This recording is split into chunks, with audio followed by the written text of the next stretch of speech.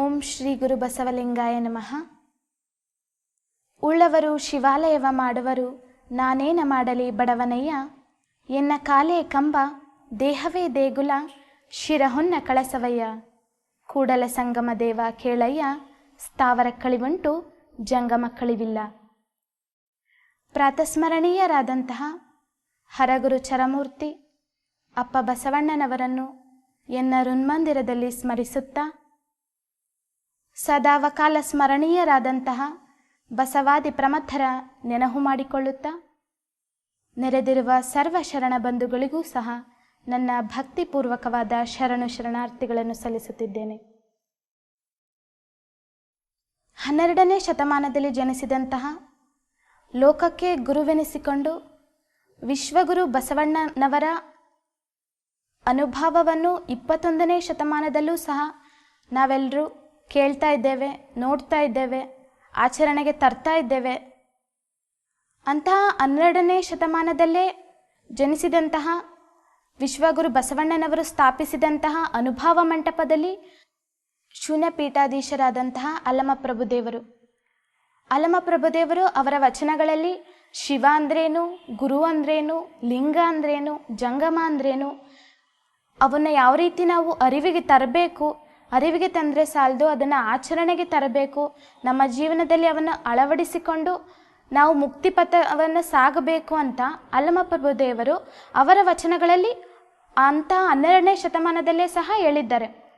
ಅಂತಹ ವಚನಗಳಲ್ಲಿ ಒಂದಾದಂತಹ ಶಿವ ಗುರು ಎಂದು ಬಲ್ಲಾತನೇ ಗುರು, ಶಿವ ಲಿಂಗವೆಂದು ಬಲ್ಲಾತನೇ ಗುರು, ಶಿವ ಜಂಗಮವೆಂದು ಬಲ್ಲಾತನೇ ಗುರು, ಶಿವ ಆಚಾರವೆಂದು ಬಲ್ಲಾತನೇ ಗುರು, ಶಿವ ಪ್ರಸಾದವೆಂದು ಬಲ್ಲಾತನೇ ಗುರು.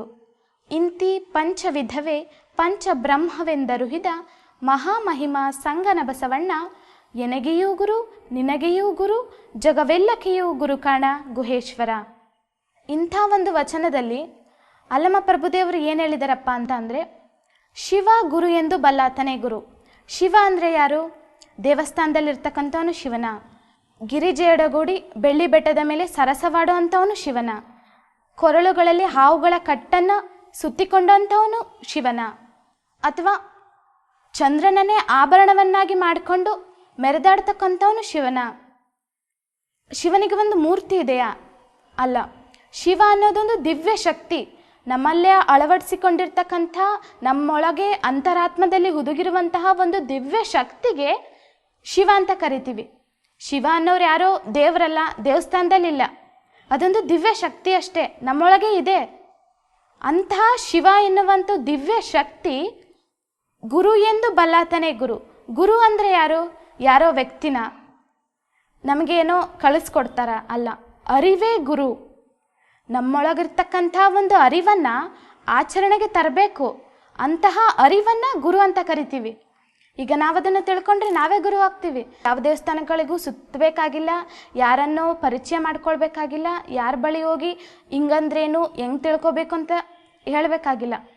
ಒಬ್ಬರು ಮಾರ್ಗದರ್ಶಕರು ಬೇಕಾಗಿರ್ತಾರೆ, ಆದರೂ ಸಹ ಅವ್ರ ಮೇಲೆ ಎಲ್ಲ ಡಿಪೆಂಡ್ ಆಗಿರೋದಲ್ಲ. ಅಂಥ ಒಂದು ದಿವ್ಯ ಶಕ್ತಿ, ಶಿವ ಅಂತಕ್ಕಂಥ ಒಂದು ದಿವ್ಯ ಶಕ್ತಿ ನಮ್ಮೊಳಗಿರುತ್ತೆ. ಅದನ್ನು ನಮ್ಮೊಳಗೆ ಇರ್ತಕ್ಕಂಥ ಅರಿವಿನ ಮೂಲಕ ಅರಿತುಕೊಂಡು ನಾವು ಗುರು ಆಗಬೇಕು. ಅಂಥರನ್ನು ಗುರು ಅಂತ ಕರಿತೀವಿ, ಅವರು ಗುರು ಆಗ್ತಾರೆ ಅಂತ ಹೇಳ್ತಾರೆ ಅಲ್ಲಮಪ್ರಭುದೇವರು. ಹಂಗೆ ಗುರು ಅಂತ ತಿಳ್ಕೊಂಡ್ರೆ ಏನಾಗತ್ತಪ್ಪ ಅಂದರೆ, ಅದಕ್ಕೆ ಶರಣರು ಒಂದು ವಚನ ಹೇಳ್ತಾರೆ, ಒಮ್ಮೆಯೂ ಶ್ರೀ ಗುರುವಿನ ಚರಣವ ನೆನೆಯಲೊಡೆ ಭವಬಂಧನವು ಬಿಡುವುದು. ಇಲ್ಲಿ ಗೊತ್ತಾಯಿತು, ಭವ ಅಂದ್ರೇನು? ಹುಟ್ಟು ಸಾವು ಎಲ್ರಿಗೂ ಇರುತ್ತೆ, ಅದು ಒಂದು ಬಂಧನ. ಅಂಥ ಬಂಧನಕ್ಕೆ ಒಳಗಾಗೋ ಅವಶ್ಯಕತೆ ಇಲ್ಲಿ ಬೇಕಾಗಿಲ್ಲ. ಹಾಗೆ ನಾವು ಅಂಥ ಒಂದು ಅರಿವು ಅಂತಕ್ಕಂಥ ಗುರುವಿನ ಚರಣವನ್ನು ನಾವು ನೆನೆದರೆ ನಮಗೆ ಭವಬಂಧನ ಇರೋದಿಲ್ಲ ಅಂತ ಶರಣರು ಇಂಥ ಒಂದು ವಚನದ ಮೂಲಕ ನಮಗೆ ತಿಳಿಸ್ಕೊಟ್ಟಿರ್ತಾರೆ. ಹಾಗೆ ಶಿವ ಲಿಂಗವೆಂದು ಬಲ್ಲಾತನೇ ಗುರು. ಶಿವ ಅಂದರೆ ಯಾರು ಅನ್ನೋದು ಗೊತ್ತಾಯಿತು, ಅದು ದೇವಸ್ಥಾನದಲ್ಲಿಲ್ಲ, ನಮ್ಮೊಳಗೆ ಅಡಗಿರ್ತಕ್ಕಂಥ ಒಂದು ಸ್ವಪ್ರಜ್ಞೆ ಅಂತ ಗೊತ್ತಾಯಿತು. ಹಂಗಂದರೆ ಲಿಂಗ ಅಂದ್ರೇನು? ಕಪ್ಪು ವಸ್ತುವ? ಲಿಂಗ ಅನ್ನೋದೊಂದು ವಸ್ತುವ? ಗುರು ವ್ಯಕ್ತಿಯಲ್ಲ ಅಂತ ಗೊತ್ತಾಯಿತು. ಹಾಗಾದರೆ ಲಿಂಗ ಅನ್ನೋದೊಂದು ವಸ್ತುನಾ? ಅಲ್ಲ. ಲಿಂಗ ಒಂದು ಸಹ ನಮ್ಮಲ್ಲಿರ್ತಕ್ಕಂಥ ಒಂದು ಸ್ವರೂಪ ಪ್ರಜ್ಞೆ. ಅಂತಹ ಲಿಂಗವನ್ನು ನಾವು ನಿತ್ಯವೂ ಸಹ ಪೂಜಿಸಬೇಕು ಅಂತ ಹೇಳ್ತಾರೆ.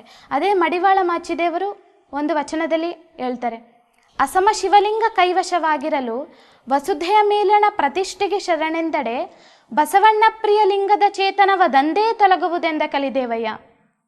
ಅಸಮ ಶಿವಲಿಂಗ ಯಾರಿಗೂ ಸಮನಾಗಿಲ್ಲ, ಯಾವ ಬ್ರಹ್ಮಾಂಡಕ್ಕೂ ಸಮವಾಗಿಲ್ಲದಂತಹ ಒಂದು ಅಸಮವಾದಂತಹ ಶಿವಲಿಂಗ ನಮ್ಮ ಕೈವಶವಾಗಿರಬೇಕಾಗಿದ್ರೆ, ಬ್ರಹ್ಮಾಂಡವನ್ನೊಳಗೊಂಡಿರ್ಪ ಶಿವಲಿಂಗವು ನಮ್ಮ ಕೈಯೊಳಗಿರಬೇಕಾದ್ರೆ ಯಾವ ಲಿಂಗಕ್ಕೂ ಯಾವ ಅನ್ಯ ದೇವಸ್ಥಾನಗಳಿಗೂ ನಾವು ಸುತ್ತಬೇಕಾಗಿಲ್ಲ. ಅಂತಹ ಅಸಮ ಶಿವಲಿಂಗ ಕೈವಶವಾಗಿರಲು ವಸುಧೆಯ ಮೇಲಣ ಪ್ರತಿಷ್ಠೆಗೆ ಶರಣೆಂದೆಡೆ.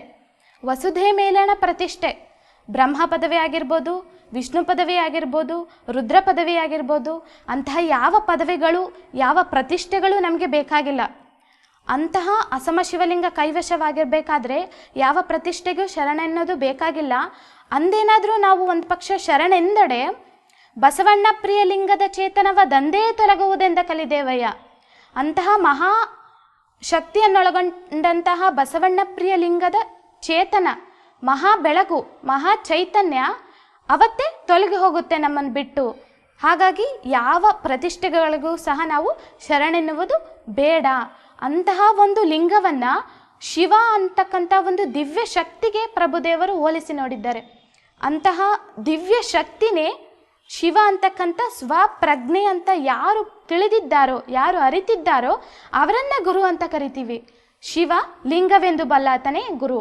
ಅಂತಹ ಒಂದು ದಿವ್ಯ ಶಕ್ತಿಯನ್ನು ಅಂತಹ ಲಿಂಗ ನಮ್ಮೊಳಗಿರ್ತಕ್ಕಂಥ ಸ್ವಪ್ರಜ್ಞೆ ಎಂದು ಯಾರು ಅರಿತಿದ್ದಾರೋ, ಯಾರು ಅರಿವಿನ ಮೂಲಕ ಆಚರಣೆಗೆ ತರ್ತಾರೋ ಅವರನ್ನು ಗುರು ಅಂತೇಳಿ ಕರಿತೀವಿ.